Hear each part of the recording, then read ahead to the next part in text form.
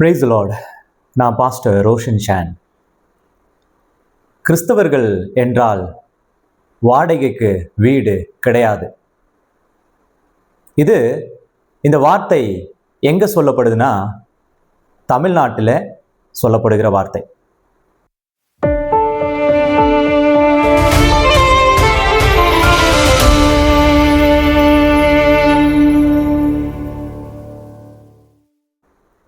(2014) PIL, அதாவது public interest legislation அப்படின்ற ஒரு அமைப்பு ஒரு கேஸை சுப்ரீம் கோர்ட்ல ஃபைல் பண்ணுது. அந்த கேஸ்ல என்ன சொல்லப்பட்டிருக்குன்னா, the systemic attack on Christians in Tamil Nadu Hindutva laboratory, we have designated Hindu Munnani members in all the 100 wards in Coimbatore. We immediately get to know when a non-Hindu takes resident in any ward in the city. என்ற ஒரு அஜெண்டாவுக்கு எதிராக இந்த PIL, அதாவது public interest legislation அப்படின்ற அமைப்பு ஒரு கோர்ட்ல, supreme கோர்ட்ல ஒரு கேஸ் ஃபைல் பண்றது. இந்த கேஸினுடைய முதன்மையான காரியம் என்னன்னா, கோயம்புத்தூர்ல 100 வார்டுகளில எந்த இடத்திலும் கிறிஸ்தவர்களுக்கு வீடு வாடகைக்கு கொடுக்க கூடாது. கிறிஸ்தவர்களுக்கு என்று வீடு வாடகை கேட்டால் அவர்களை அனுமதிக்க கூடாது என்று ஒரு அமைப்பு ஒரு அஜெண்டாவை அவங்க பாஸ் பண்றாங்க அவங்களுடைய குழுக்களிலே, அவங்களுடைய சொசைட்டியில. இதற்கு எதிராக சுப்ரீம் கோர்ட்ல ஒரு கேஸ் ஃபைல் பண்றாங்க. வந்தோரை வாழ வைக்கும் தமிழ்நாட்டில் ஒரு மதத்தின் அடிப்படையில் சொந்த தமிழ் இனத்தை, தமிழ் மக்களை ஒரு கடவுளின் பெயரில, ஒரு மத அடையாளத்துல அவன் வாழக்கூடாது, அவன் நாம் வாழும் இடத்துல வாழ தகுதி இல்லாதவன் என்று சொல்லி ஒரு அமைப்பு ஒரு அஜெண்டாவை பாஸ் பண்ணி இந்த சொசைட்டில அதை நிறைவேற்றுதுன்னா, தீவிரவாதிகளை காட்டிலும் தடை செய்யப்பட வேண்டிய அமைப்பாகத்தான் இது கருதப்பட வேண்டும் என்பதுதான் உண்மை. சிறுபான்மையினருக்கு தமிழகத்துல கடந்த வருஷத்துல கிட்டத்தட்ட ஒரு 25 வருஷத்துல மிகப்பெரிய சோதனையின் நாட்கள் தான். மிகப்பெரிய சோதனைகள் நடந்து கொண்டு இருக்கு. அதிலும் குறிப்பா கிறிஸ்தவர்களை அதிகமா காயப்படுத்தி இருக்காங்க ஒரு கடவுளின் பெயரால. இந்த வாடகைக்கு வீடு கொடுப்பது அப்படின்றது கோயம்புத்தூர்ல மாத்திரமல்ல, ஒருவேளை தமிழ்நாட்டின் அநேக பகுதிகளில் இருக்கும் என்று நான் நினைக்கிறேன். இது உங்களுக்கு எப்படி தெரியும் அப்படின்னா, நான் தனிப்பட்ட முறையில நானே பாதிக்கப்பட்டிருக்கிறேன். நான் இருக்கிற வீடு வாடகை வீடு. ஆனால் பெரும்பாலான இடத்துல நான் வாடகைக்கு வீடு தேடி கொண்டிருக்கும் பொழுது அவர்கள் கேட்ட முதலும் கடைசியுமான காரியம், நீங்கள் கிறிஸ்தவர்களா? வாடகை கிடையாது. நீங்கள் கிறிஸ்தவர்களா? வீடு கிடையாது. இந்த செய்திய 2022 த நியூஸ் மினிட் என்ற பத்திரிகையில நித்யா பாண்டியன் அப்படின்ற ஒரு பத்திரிகையாளர் எழுதியிருக்காங்க. அது சரியா 7:45 ஆன்லைன்லயும் ஆஃப்லைன்லயும் பேப்பர்ஸ்லயும் அங்க ரெஜிஸ்டர் ஆயிருக்கு. அது வெளியே வந்திருக்கு. இந்த பதிவில் சொல்லப்பட்ட அந்த காரியங்களை தான் உங்களோட பேசிக்கொண்டு இருக்கேன். அது அன்னைக்கு சொல்லப்பட்டதில்லை. இன்னைக்கும் தமிழ்நாட்டுல அநேக இடங்களிலே கிறிஸ்தவர்களுக்கு வாடகை வீடு கிடைப்பது கிடையாது. இது கிறிஸ்தவர்களின் மீது தொடுக்கப்படுகிற தாக்குதல் கிடையாது, சிறுபான்மையினர் மக்கள் மீது தொடுக்கப்படுகிற தாக்குதல். ஒரு சிறுபான்மையினரை எவ்வளவு ஒடுக்க முடியுமோ அந்த அளவுக்கு ஒடுக்கக்கூடிய ஒரு காரியம்தான் இது. இதுல குறிப்பிட்டு ஒரு குழுக்களை சொல்லியிருக்காங்க. யார சொல்லியிருக்காங்களா? ஹிந்துத்துவா லெபார்டரி அப்படின்னு சொல்லி எழுதியிருக்காங்க. அவங்க ஹிந்துத்துவா லெபார்டரி எழுதியிருக்காங்க. ஹிந்து முன்னணி, வி ஆர் டெசிக்னேட்டட் ஹிந்து முன்னணி மெம்பர்ஸ்னு அவங்க பதிவிட்டு இருக்காங்க. இதுல குறிப்பிட்டு ஒரு குழுவை சொல்லியிருக்காங்க. நான் ஒரே ஒரு கேள்விதான் கேட்கிறேன். கடவுள் என்பவரை வணங்க ஒவ்வொரு மனிதனுக்கும் இந்திய அரசாங்கமும் சரி, இந்திய அரசாங்க சட்டமும் சரி உரிமை கொடுத்திருக்கு. உன் கடவுளை நீ வணங்கு. உன் கடவுளை குறித்து தானே எந்த காரியத்திலும் மத நம்பிக்கை கோட்பாடிலே அரசாங்கங்கள் கட்டுப்பாடை விதிக்க முடியவே முடியாது என்று சொல்லி அரசாங்கம் சட்டம் சொல்லுது. ஒரு மதம் பப்ளிக் இன்ட்ரெஸ்டை எஃபெக்ட் பண்ணாத வரைக்கும் ஒரு சொசைட்டியை அழிக்காத வரைக்கும் உனக்கும் எனக்கும் ஒரு கடவுளை வணங்கும் உரிமை உண்டு. அதே சமயத்துல இந்த சொசைட்டி அப்படின்னு வந்துருச்சுன்னா நாம் யாவரும் சகோதரத்துவத்தோட இருக்கணும். ஆனால் ஒரு குழு மட்டும் தொடர்ந்து இந்த சிறுபான்மையினரை அழிக்கணும், நாசம் செய்யணும் அப்படின்னு சொல்லி கங்கணம் கட்டிட்டு இருக்கு. இதோ அந்த பத்திரிகையாளருடைய இந்த பேட்டியும் இந்த எழுத்துக்களும் தான் அதற்கு சாட்சி. உங்களுக்கு சாட்சினா உங்களுக்கு முன்பதாகவே உட்கார்ந்து கொண்டு இருக்க, எனக்கே அப்படிதான் நடந்தது. வீடு கிடைக்கல, நீங்கள் கிறிஸ்தவர்களா வீடு தரமாட்டோம் தான் சொன்னாங்க.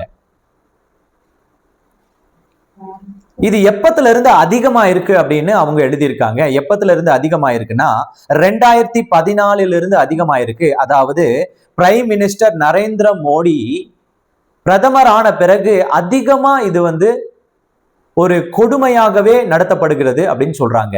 ஆனா ஒன்னே ஒண்ணுதான் நான் கேட்கிறேன், இந்தியாவிலேயே இந்த தமிழ்நாடு மாத்திரம் ஒரு பிரித்தெடுக்கப்பட்ட ஒரு தேசம். ஏன்னா தமிழர்கள் கிட்ட மாத்திரம் இந்த நேஷனல் பாலிடிக்ஸ்ல எடுபடாது. நாம இங்க முடிவு செய்யறவர்கள் தான் அந்த இடத்துல ஆள முடியும். அப்படிப்பட்ட ஒரு அதிகாரமும் படிப்பறிவும் ஞானமும் புலமையும் உடையவர்கள் நாம் தமிழர்கள். தமிழ் இனத்துக்குன்னு ஒரு அதிகாரம் இருக்கு. அப்படி இருக்கும் பொழுது யாரோ ஒருவருடைய அஜெண்டாவை ஹிந்துத்துவா அப்படின்னு சொல்லிட்டு, மெஜாரிட்டின்னு சொல்லிட்டு, நாங்கத்தான் முன்னணி அப்படின்னு சொல்லிட்டு, மற்ற மக்கள் எல்லாம் தகுதி இல்லாதவர்கள், அவர்களுக்கு வாழவே கூடாது, வாழ்வாதாரம் இருக்கக்கூடாதுன்னு நினைக்கிற ஒரு சாடிஸ்ட் குணம் உங்களுக்குள்ள இருந்துச்சுன்னா நீங்கள் உண்மையிலே ஒரு நல்ல நான் ஒரு ஹிந்து என்று சொல்றதுக்கு தகுதியா இருப்பீங்களா அப்படின்றத உங்களை நீங்களே ஒரு கேள்வி கேளுங்க. ஏன்னா எனக்கு தெரிஞ்சு மத வெறியர்கள் மாத்திரம்தான் இந்த மாதிரியான மற்ற மனுஷனை நாசம் செய்கிற குணமுடையவர்களா இருப்பாங்க தவிர, மதம் என்பது ஒரு மனுஷனை நல்லொழுக்கத்துல நடத்தும், நல்லெண்ணத்துல நடத்தும், சக மனுஷனுக்கு உதவி செய்கிற மாண்பை கற்றுக் கொடுக்கும், சக மனுஷனுடைய கண்ணீரையும் கஷ்டத்தையும் சுமந்து தானும் அதனோடு பங்கிட்டு கொள்ள உதவும் குணம் உண்டாக்கும், ஏழைகளை மற்றவர்களையும் தனக்கு நிகரானவர்களாக கருதும். அதுதான் மதம். அப்படிதான் எனக்கு தெரிஞ்சு எல்லாருமே சொல்லி கொடுத்துருக்காங்க. ஆனா இன்றைக்கு அந்த திட்டங்கள் எல்லாம் மாறிடுச்சு. இதற்கு 2 காரியம் துணை போகுது. நான் கேள்வியா இந்த அரசாங்கங்களுக்கு கேட்கறது, ஏன் அரசாங்கம் எந்த நடவடிக்கையும் எடுக்கல? நான் ஓட்டு போட்டு செலக்ட் பண்ற அரசாங்கமும் சரி, அந்த அரசு அதிகாரிகளும் சரி, ஏன் இதை செய்யல? இதுல அதிர்ச்சி ஊட்டுகிற காரியம் என்னன்னு உங்களுக்கு சொல்லிடுறேன். 2வது கேள்வி, நடவடிக்கை எடுத்து இருந்தால் ஏன் மறுபடி இது நடக்குது? 2014 தொடங்கினது 2020-24 வரைக்கும் இன்னைக்கும் நடந்துட்டு இருக்குன்னா நீங்கள் எடுத்த நடவடிக்கை என்ன? எடுத்து இருந்தால் ஏன் நடக்குது? 3வது, தமிழர்களை மதத்தின் அடிப்படையில் தமிழர்களே வஞ்சிப்பதா? நீங்களும் தமிழ், இங்க வாழுகிறவர்களும் தமிழர்கள், மதத்தின் அடிப்படையில தமிழரையே வஞ்சிப்பதான். இது எங்கேயாவது ஒரு இனக்கேட நடக்குமா? இனத்துக்கு நடக்குமா? எங்கேயுமே நடக்காது. இதுல ரொம்ப முக்கியமான ஒரு காரியத்தை அவங்க பதிவிடுறாங்க. என்னன்னா, நீங்க நினைச்சு பாருங்க, கிறிஸ்தவர்களுக்கு வீடு கொடுக்க கூடாது, கிறிஸ்தவன் என்றால் வீடே கொடுக்க கூடாது, வாடகை வீடு கொடுக்க கூடாதுன்னு சொல்ற அமைப்புகளுக்கு ஒரு கேள்வி கேட்கிறேன். தமிழ்நாட்டுல கிட்டத்தட்ட 60% 60% கிறிஸ்டின் இன்ஸ்டிடியூஷன்ஸ் இருக்கு தமிழ்நாட்டுல.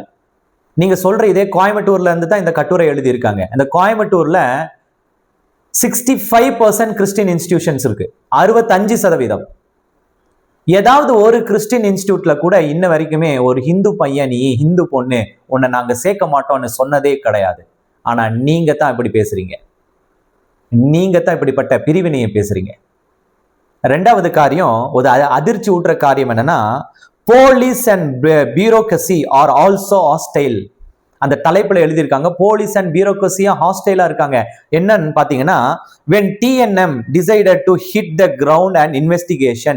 இப்போ TNM என்ன செய்யுதுன்னா, தமிழ்நாடு கவர்மெண்ட் இப்போ ஒரு இன்வெஸ்டிகேஷனை தொடங்கலான்னு தொடங்கிச்சுன்னா அதுல யார் சிக்கிறா பாருங்க. Investigate the claims of anti Christian violence in the state. இப்ப தொடங்குது, ஆன்டி கிறிஸ்டியன் வயலன்ஸை பத்தி ஒரு இன்வெஸ்டிகேஷன் தொடங்குது.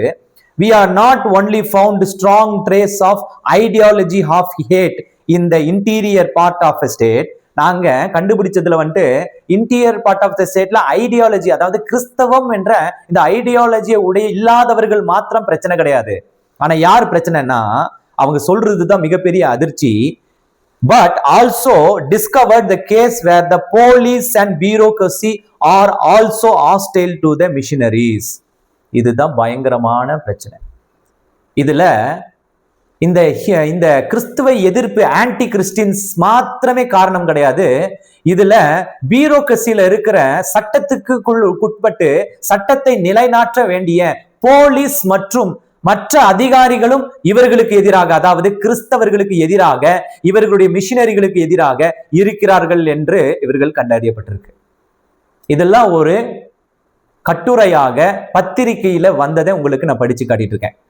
இதை நான் ஏன் இந்த நேரத்துல ஒரு காணொலியா பதிவிட வேண்டிய கட்டாயத்துக்கு நான் தள்ளப்பட்டிருக்கேன்னா, 2026 எலெக்ஷன், 2026 எலெக்ஷன், இந்த 2026 எலெக்ஷன்ல மெஜாரிட்டியா இருக்கவங்க தான் ஆட்சியை பிடிப்பாங்க, முடியவே முடியாது.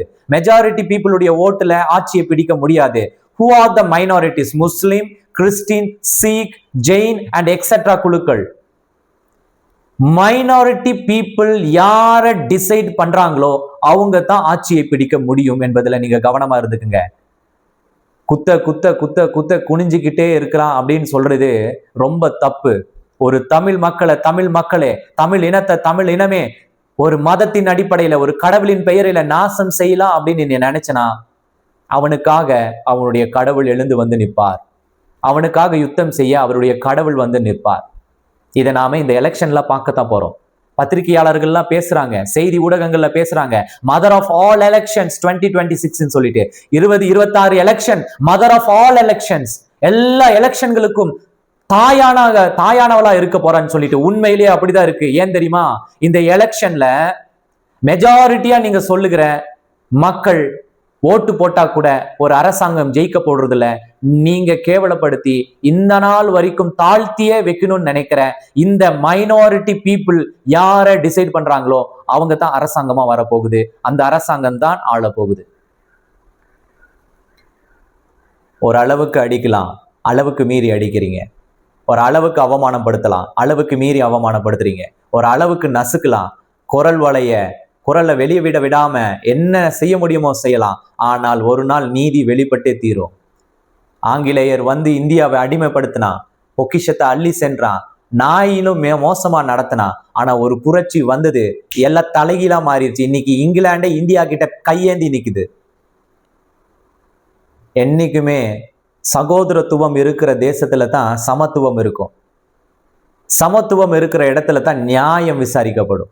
நியாயம் இருக்கிற இடத்துல தான் நேர்மை இருக்கும். நேர்மை இருக்கிற இடத்துல தான் வளர்ச்சி இருக்கும். வளர்ச்சி இருக்கிற தேசம்தான் உலகை ஆளக்கூடிய வல்லமையாய், வல்லரசாய் மாறும்.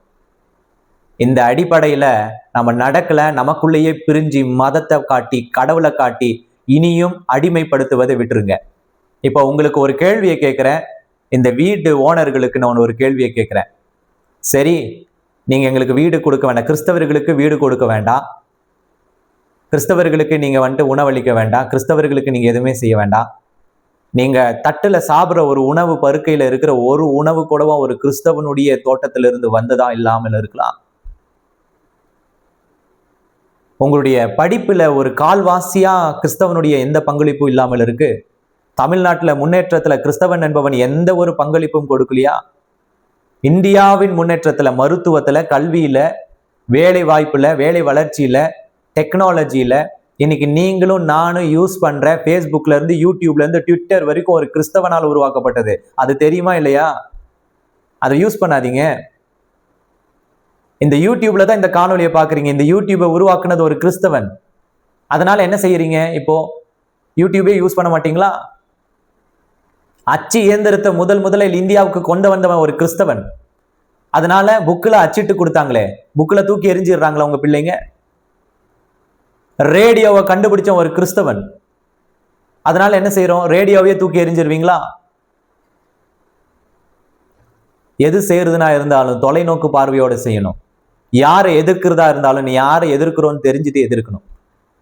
யாரோ ஒரு தவறான குழு ஒரு தீவிரவாத சிந்தைகளை புகுத்துது ஒரு நல்ல இருதயங்களுடைய தமிழ்நாட்டின் மக்களுக்குள்ள.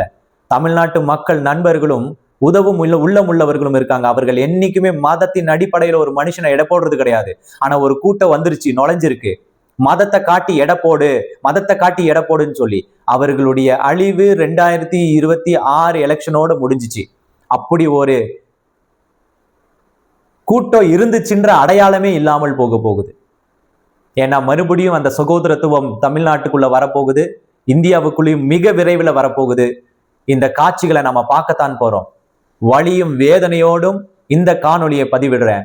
ஒரு சிறுபான்மை கிறிஸ்தவனாக, என் தாழ்த்தப்பட்ட கிறிஸ்தவனாக, அடிக்கப்பட்ட கிறிஸ்தவனாக, என்னை ஒடுக்கின இந்த பெரும்பான்மையான மக்களுக்கு ஒரு செய்தியாக கடவுள் பார்க்கிறார். உங்க கடவுளும் பார்க்கிறார். இது மாறணும். 2026ல 2026ல மே மாசத்துல நிச்சயமாய் மாறும். தேவன் உங்களை ஆசீர்வதிப்பாராக. God bless you. God bless you.